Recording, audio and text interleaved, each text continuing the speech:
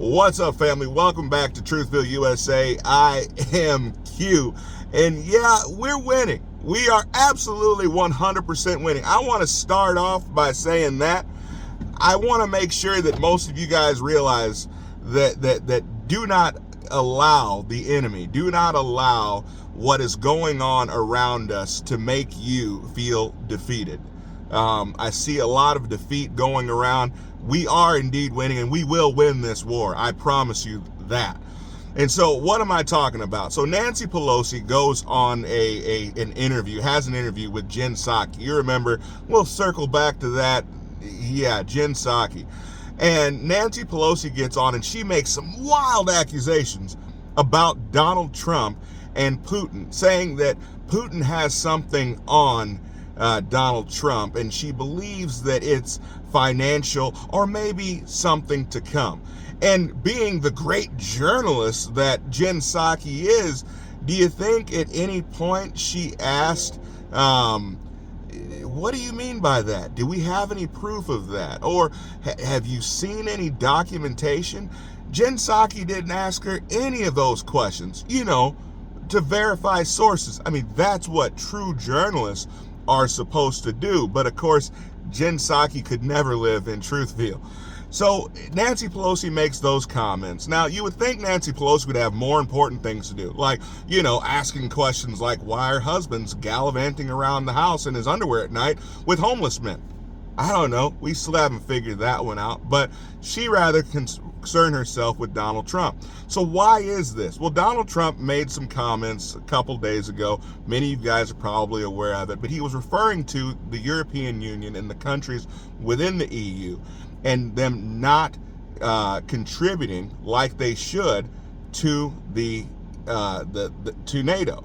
Now, the agreement is they were supposed to contribute 2% of GDP.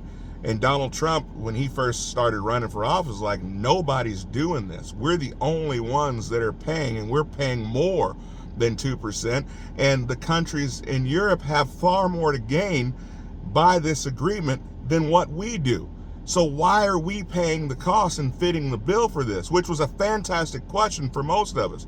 He revisited it a couple days ago, and he said, look, if people aren't willing to contribute to their own defense, then whoever they get invaded by, whatever happens, happens. In fact, I'd encourage them to do it. Do what you will. I refuse to, I'm paraphrasing here, but he's saying, I refuse to care more about your defense than you care about your own defense. And people lost their minds. Could he have said it better? Sure, he could have said it better. But could he have been more effective? I don't think so. It was a fantastic point. In fact, it was such a fantastic point that immediately Germany says, you know what? Yeah, you're right. We're going to raise our contribution to NATO. Again, what was NATO's responsibility? It was supposed to be an answer to the Soviet Union to make sure it stayed in check and that it didn't advance anymore.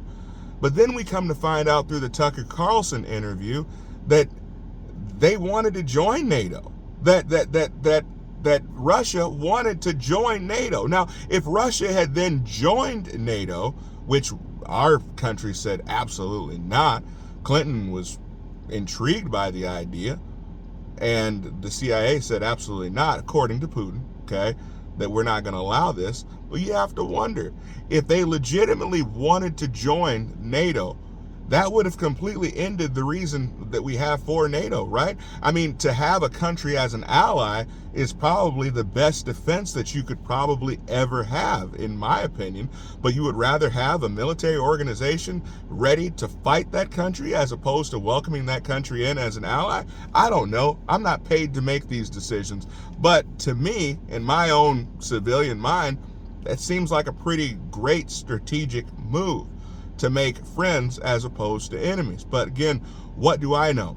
But then she goes on to really show who she is, and she says, we cannot allow Trump to set one foot in the White House.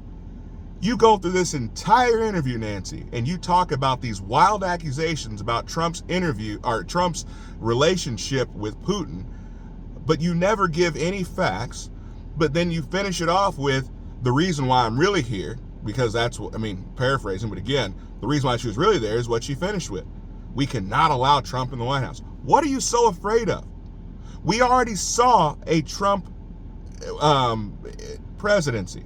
And to be honest with you, things were pretty darn good. No new wars, taxes were lower, economy was doing great, our border was secure as it's ever been. And in 3 short years, all of that has been reversed. But yet you're worried about a Trump presidency, but you talk about how incredible things are now. For who, Nancy? For who? But of course, maybe she was drunk. I don't know. You know, Nancy loves to hit the bottle. So these are the words of a drunkard. Maybe. But I got to be careful because I don't want to be construed as picking on or bullying Nancy Pelosi. Comment below, though. What do you guys think? Do you think there's any reason to these accusations? Comment below. I'll see you guys next time. Be blessed.